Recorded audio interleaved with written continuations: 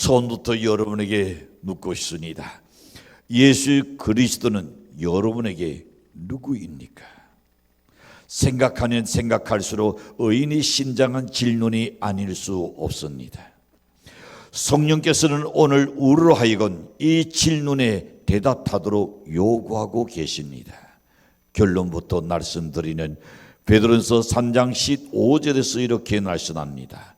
너희 나온에 그리스도를 주로 삼아라. 그리스도를 주인으로 삼아라 그랬습니다. 오늘 우리는 이 권면 앞에 무릎을 꿇어야 합니다. 그리고 예수 그리스도는 과연 나의 주인이신지 한번 물어보시길 바랍니다. 마태복음 16장 전장을 읽어보셨겠지만은 베드로의 위대한 고백이 나옵니다. 그 중에 16장 13절에서 이렇게 말합니다. 예수께서 빌립보 가이사라 지당에 이르러 제자들에게 물어 이르시되 사람들이 인자를 누구라 하느냐. 그렇습니다. 이때 벌써 예수는 십자가를 지시고 죽어야 할 때가 가까이 온 것을 주님은 알고 계셨습니다. 그래서 이 질문은 예수님의 공생애의 3년을 총결산하는 날씨인 동시에 다음 같은 세 가지 의미가 있는 것입니다. 첫째는 당시의 모든 사람에게 그리스도 즉 메시아에 관하여 물으신 말씀입니다. 그 다음에는 모든 시대를 통하여 모든 사람에게 물으신 하나님의 질문입니다. 그 다음은 소위 그리스도인이라고 자처하는 우리에게 요구되는 질문입니다. 인자는 누구냐? 네가 믿는 나를 너는 무엇으로 생각하느냐? 이는 모든 인류가 대답해야 할 질문입니다. 그뿐만 아니라 그 대답 여하에 따라서 영생이냐 영벌이냐 결정이 주어질 겁니다. 여기 대답에 따라서 인생의 가치관이 달라집니다. 삶의 추구하는 목적이 달라집니다. 여러분이 살아가는 삶의 질이 달라지는 겁니다. 예수는 나사렛 목수로 생애를 시작하여 지금에 와서는 머리 둘 곳 없이 다니는 갈릴리의 가난한 한 설교자로 그들에겐 보였을 겁니다. 그에게 무식하고 가난한 그리고 잃어놓는 적은 무리가 따라다닐 설뿐이었기 때문입니다. 그 당시 전통적인 종교 지도자들은 그를 위하여 뭐라고 말합니까? 위대한 이단자다. 이단자로 규정하고 죽이려고 했던 겁니다. 그리고 그에게는 십자가의 죽음이 기다리고 있었습니다. 예수는 이 같은 지역적인 배경과 상황 속에 있었습니다. 그는 거기서 세속 종교와 세계 역사와 세상 권력자와 대결하시고 자기가 하나님의 아들이라는 대답을 듣기를 원하셨던 겁니다. 신앙 고백은 확실해야 합니다. 분명해야 합니다. 결단이 있어야 할 줄로 보여줍니다. 인자가 누구냐? 예수님의 이 질문 속에는 중요한 의미가 있는 겁니다. 과연 예수는 누구인가? 여러분에게 예수는 누구인가 말입니다. 다른 사람이 아닙니다. 우리 각자에게 네가 믿는 예수는 어떤 예수로 네가 생각하고 있느냐고 주님 물었습니다. 오고 오는 세대의 수많은 인류는 모두가 이 질문에 대답해야 할 이유가 있습니다. 지금도 사람들은 예수의 3대 성인 중에 하나라고 생각하는 그런 사람도 없잖아 있습니다. 물론 예수는 위대한 것만은 사실입니다. 그러나 이것으로 예수를 바로 안다고는 말할 수 없습니다. 예수는 위인만은 아닙니다. 만약 그렇게 생각한다면 예수 그리스도를 잘못 알고 있는 사람입니다. 예수는 그런 대답을 들으시려고 물은 것이 아닙니다. 그리고 나서 예수는 다시 또 묻습니다. 다른 사람 말고 나를 따라다니는 많은 무리들 그들 말고 그도 가장 가까이 있는 너희는 나를 누구라 하느냐. 주인은 이 이상의 대답을 지금 기다리고 있습니다. 그 이상의 대답 없이는 예수를 바로 안다고 말할 수 없을 겁니다. 또한 예수님의 제자도 될 수가 없을 겁니다. 너희는 나를 누구라 하느냐. 이 대답은 정말로 중요합니다. 베드로는 잘 대답하고 있습니다. 그는 이렇게 대답하죠. 주는 그리스도시요 살아계신 하나님의 아들이시니이다. 이 신앙 고백이 없이는 예수를 바로 안다고 말할 수가 없습니다. 그때 예수님께서는 베드로를 향하여 뭐라고 말씀합니까? 베드로야, 복이 있도다. 이것을 알게 된 것은 네가 아니고 하나님이시다. 하나님이 너의 성령이 너로 하여금 깨닫게 해주셨구나 그랬습니다. 여러분, 기독교 신앙의 전체적인 바로 고백입니다. 기독교 신앙의 고백의 첫째요, 기본이요, 요점입니다. 여러분에게 예수 그리스도는 과연 누구입니까? 다시 묻습니다. 예수 그리스도와 여러분과의 관계는 어떤 관계입니까?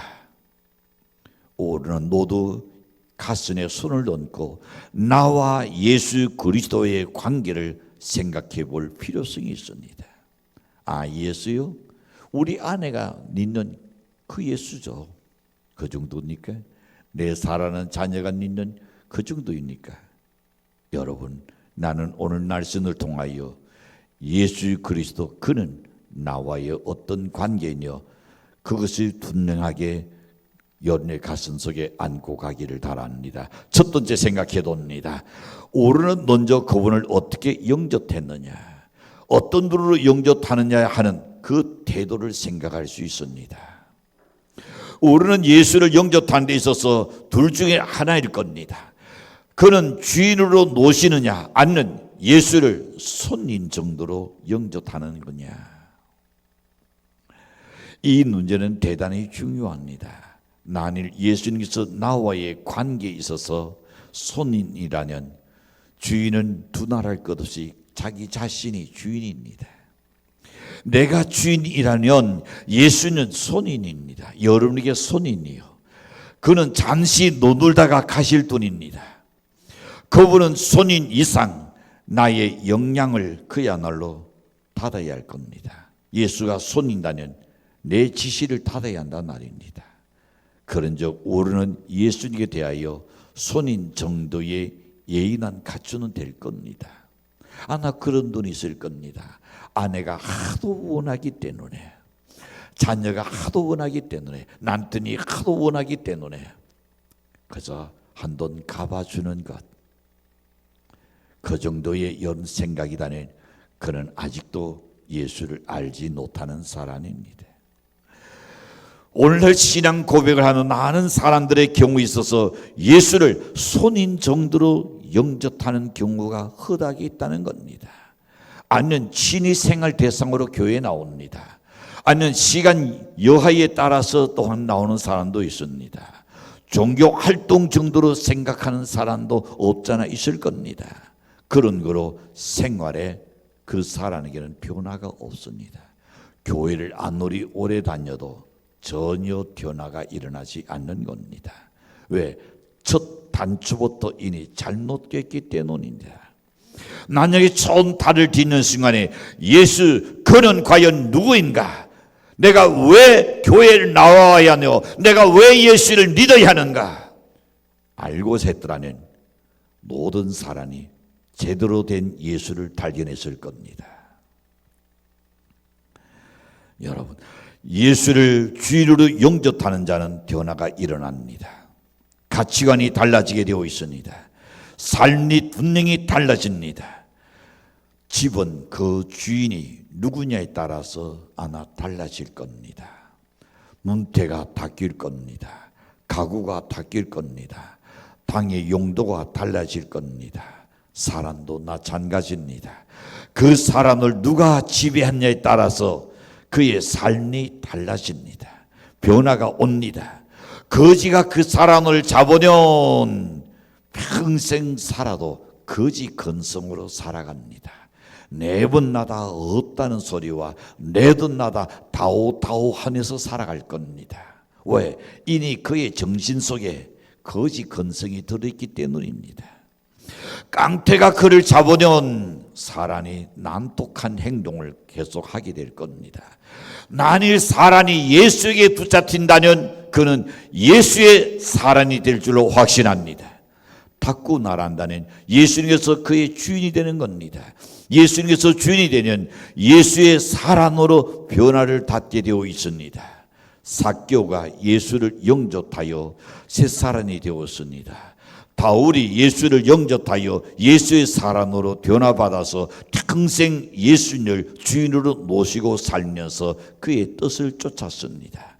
고린도후서 5장 17절에서 이렇게 말씀합니다.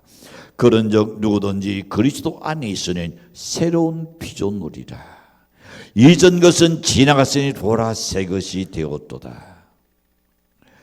그리스도 안에 있으니 새로운 피조물이 된다 그랬습니다.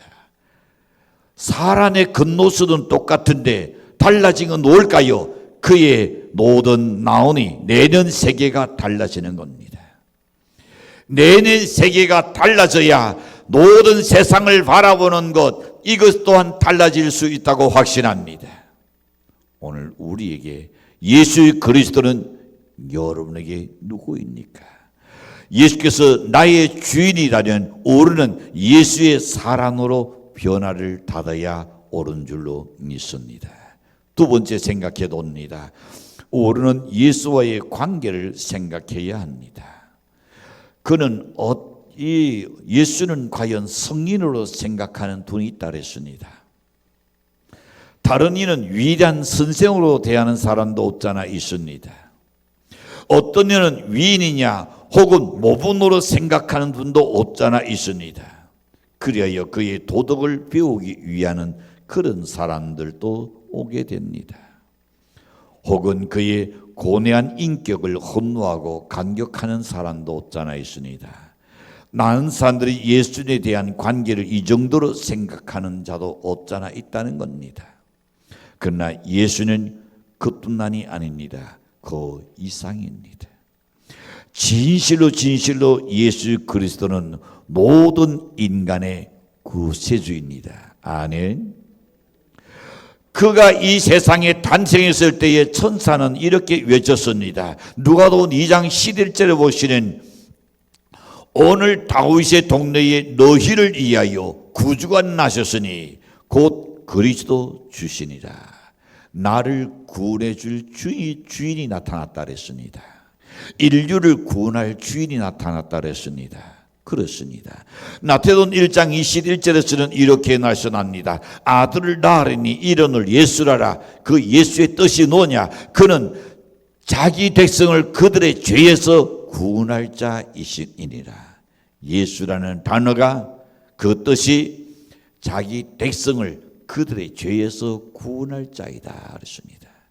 예수 그리스도는 모든 인간을 죄에서 구원할 구세주입니다. 그런저 구세주로 영접해야 합니다. 그가 우리의 구주가 되시는 근거는 다음과 같습니다. 첫 번째 생각해 봅니다. 그는 잃어버린 자를 찾아 구원하러 오셨기 때문입니다. 누가복음 19장 10절에서 인자가 온 것은 잃어버린 자를 찾아 구원하려 하니라 했고, 두 번째 보시는 그는 우리의 죄를 짊어지고 죽어주신 분입니다. 고린도서 15장 3절을 보시는 그리스도께서 우리 죄를 위하여 죽으시고 그랬습니다. 이사야 53장 5절을 보시는 그가 찔리는 우리의 허물을 인하니요 그가 상하는 우리의 죄악을 인하니라 그랬습니다. 그가 징계를 받음으로 우리가 평화를 누리고 그가 제재 나전으로 우리는 나음을 입었도다. 우리가 병고침 받는다든지 또 여러 가지 세상의 이것들은 보너스로 그냥 주는 겁니다. 우리가 진정으로 예수 그리스도께서 너의 죄 때문에 십자가 달리신 그 예수, 그가 찔리는 너의 허물난이 아니라, 너의 상한난이 아니라, 너의 재앙난이 아니라 너에게 평화를 주기 위함이다. 그래서 많은 사람들이 교회에 와서 제일 먼저 느낀 점이 무엇입니까? 라고 하면 글쎄요, 다른 건 잘 모르겠는데 교회에 와서 앉아서 말씀 듣는 가운데, 예배 드리는 가운데 마음이 참 편안해지는 것 같아요. 그게 낫습니다. 주님께서 우리에게 평화를 주시기 위한 줄로 믿습니다. 세 번째 보시는, 그는 우리를 오히려 자신을 위하여 부활하신 분이기 때문입니다. 로마서 4장 24절 25절을 보시는, 예수는 우리 존재를 위하여 내어준이 되고 또한 우리를 오히려 자신을 위하여 살아나셨느니라 그랬습니다. 네 번째 가서 보시는, 그는 장차 우리를 천국으로 인도하기 위하여 천국을 예비하기 위해서 성천하신 분이십니다. 요한복음 14장 2절에서 말씀합니다. 내가 너희를 위하여 처소를 예비하려 가노니 그랬습니다. 다섯 번째 가서 보시는, 여러분, 그는 우리를 천국으로 데리고 가기 위하여 다시 오실 분입니다. 사도행전 1장 11절에서 예수님이 성천할 때에 하신 말씀입니다.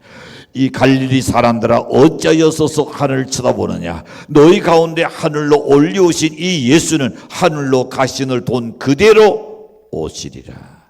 있으니까 이 손양훈 목사님이 너무 일본 외정시대 때에 나 환자와 함께 살면서 그들에게 복음을 전하고 복음을 가르치던 그 목사님이 너무 나는 힘든 일들이 있으니 하늘에 이상한 구름 안 떠도 구름 타고 올라가신 예수님이 혹시나 저 구름 속에 내려오시는 않을까, 그만큼 사모했다는 날이 있습니다.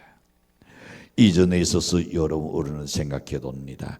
자신의 생명인 피로 우리 죄를 속량해 주시고 우리를 사셨다 그랬습니다.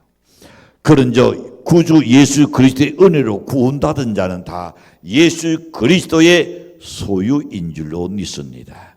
즉 예수 그리스도에게 속한 자가 우리가 되어야 할 줄로 믿습니다. 이전에 있어서 사도 바울은 다음과 같은 말씀합니다.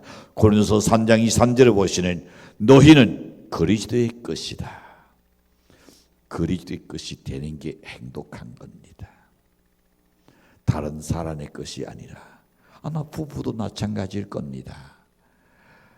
아내는 그야말로 나의 것, 남편은 아내에게는 남편은 나의 것. 그런데 중간에 다른 사람의 것이 되는 그날에 벌써 불행이 시작되죠. 여러분, 오늘 너희는 그리스도의 것이다. 얼마나 감사합니까? 우리 주님이 너는 나의 것이다. 그러는 책임질 줄로 믿습니다. 우리를 항상 보호하실 줄로 믿습니다. 우리를 안전하게 인도하실 줄로 믿습니다. 우리가 부르짖을 때 언제나 응답하실 분인 줄로 믿습니다. 그래서 갈라디아서 3장 29절을 보시면 너희는 그리스도에 속한 자라 그랬습니다. 그래서 고린도서 6장 19절을 보시면 너희는 너희의 것이 아니라 값으로 산 것이 되었다. 무슨 값입니까? 예수 그리스도의 피의 값으로 죽음을 치르고 우리를 구원하셨단 말입니다. 고린도서 7장 23절을 보시면 너희 값으로 산 것이 되었으니 사람들이 사람의 종들이 되지 말라 그랬습니다. 이제 다시 나라는 그 너희는 값으로 예수님의 생명을 주고 산 것이 되었으니 존귀한 자다 말입니다. 거룩한 자다 말입니다. 그런 거로 사람들의 종이 되지 말라. 즉 세상의 세속의 종이 되지 말고 죄의 종이 되지 말라는 겁니다. 그런즉 오르는 살아있을 때나 죽은 후에나 영원 무궁토록 예수님의 소유 그의 것이라는 것 얼마나 감사한 줄 모릅니다. 우리는 예수님에게 생명에 빚진 자들입니다. 그는 우리의 구세주요, 그야말로 우리는 그의 종입니다. 만일 우리가 예수 그리스도를 나의 구주로 영접했다면 우리는 그의 자녀가 되었습니다. 그분의 소유입니다. 우리는 그의 종입니다. 예수 그리스도의 은총으로 구원받은 모든 자는 다 그의 자녀요 그의 종인데, 종이 되는 과정은 세 가지가 있습니다. 전쟁에서 도로로 잡혀가면 종이 되죠. 다른 경우는 남에게 나는 빚을 지으면 그 부채를 갚지 못하는 빚진 자의 종이 되어버립니다. 세 번째는 종의 자녀로 태어나는 그 옛날에 어디였습니까? 그 자녀도 종이 됩니다. 이렇게 하여 일단 종이 되는 자력으로는 해방되는 길이 전혀 없습니다.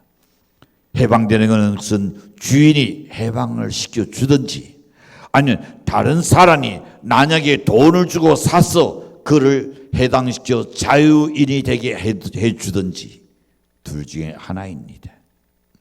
종은 선택권도 결정권도 없습니다. 가라 하면 가야 합니다. 오라 하면 와야 합니다. 일하라면 일해야 합니다. 쉬라 하면 쉬어야 합니다. 이것이 바로 종입니다. 사도 바울은 자기 자신을 노라고 표현했으니까 나는 하나님의 종이라고 말합니다. 널던 의인에서 말한다는 우리 모두도 다 예수 그리스도의 종들입니다. 마땅히 그렇게 말해야 할 줄로 믿습니다. 왜 우리가 예수 그리스도의 종입니까? 그의 보배로운 피로 속량받은 예수의 사랑이기 때문인 줄로 믿습니다. 진실로 우리는 예수 그리스도의 사랑입니다. 그의 소유입니다. 곧 그의 종입니다. 여러분께서 예수 그리스도의 종인 것을 동의하신다면 저는 한 가지 더 묻기를 원합니다. 여러분 허락하시길 바랍니다. 예수 그리스도는 여러분에게 누구입니까? 예수 그리스도는 여러분에게 누구입니까? 여러분에게 주인입니까? 아니면 예수 그리스도 여러분의 손님입니까? 예수 그리스도는 여러분에게 구주입니까? 위인 정도로 생각하고 있습니까? 예수 그리스도는 여러분의 가정의 누구입니까? 가정의 주인입니까? 가정의 손님입니까? 예수 그리스도는 우리 교회의 누구입니까? 그는 우리 교회의 놀이입니다. 그는 우리 교회의 구주요 우리 교회의 주인인 줄로 믿습니다. 우리를 죄에서 속량해 주신 구세주입니다. 우리는 그의 소유입니다. 그의 종입니다. 옳습니다. 진실로 그러합니다. 예수님께서 우리의 구주요 주인이라면 우리는 당연히 그의 소유요 그의 종입니다. 이 말씀이 옳다면 하나 더 묻는 것을 용서하시기를 바랍니다. 그렇다면 예수님께서 여러분을 지배하고 있습니까? 아니면 예수님께 여러분의 삶을 맡기고 살고 있습니까? 아니면 누가 여러분을 지배하고 있습니까? 누가 여러분의 마음을 지배하느냐 말입니다. 예수님을 여러분의 가정의 주인으로 섬기고 있습니까? 여러분은 여러분의 주인이신 우리의 주인이신 예수님의 말씀에 전적으로 순종하고 있습니까? 예수님께서 진정 여러분의 주인이라는 그 주인이신 예수님과 의논하고 있습니까? 어떤 문제가 있을 때에 주님 오늘 이러이러한 일이 있는데 주님 어떻게 할까요? 오늘 아무개를 만나서 어떤 일을 성사를 시켜야 되는데 주님 이 일을 도와주셔야겠습니다. 주님 알지 않습니까? 나는 똑똑하지도 못하고 나는 뛰어나지도 못합니다. 도와주지 아니하시는 그 일을 성산시킬 수가 없습니다.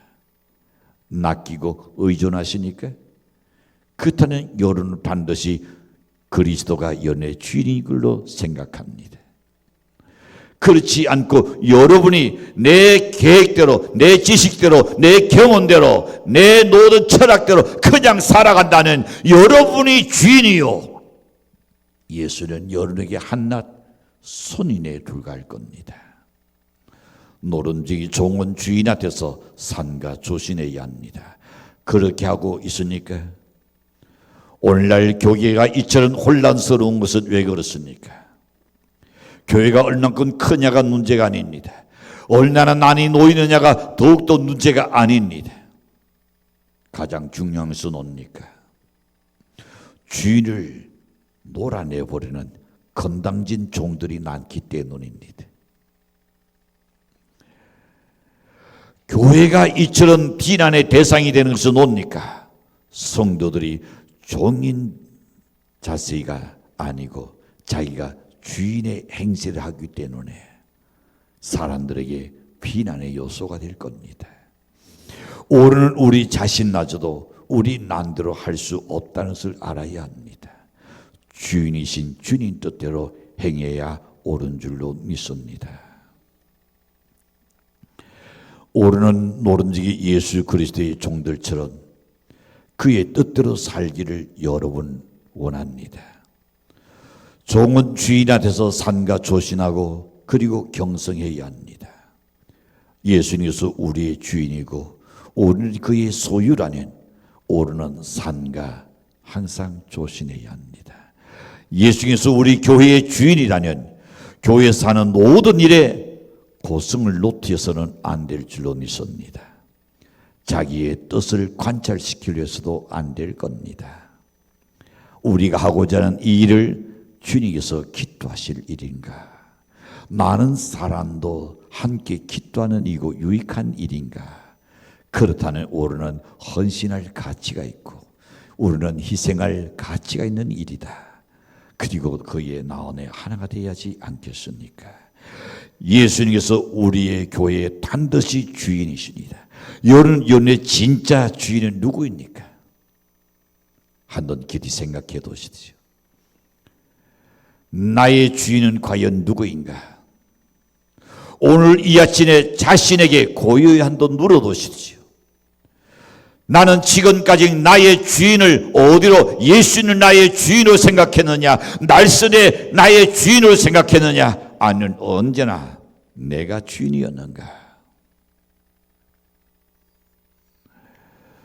만약에 여러분 확실하게 제 위치, 종의 위치로 나는 여러분이 돌아가실 길을 바랍니다. 너희는 나를 누구라 하느냐? 예수는 여러분에게 누구이십니까? 이 누론의 다른 대답이 무엇인가? 다른 대답할 수 있기를 주님으로 간절히 축원합니다.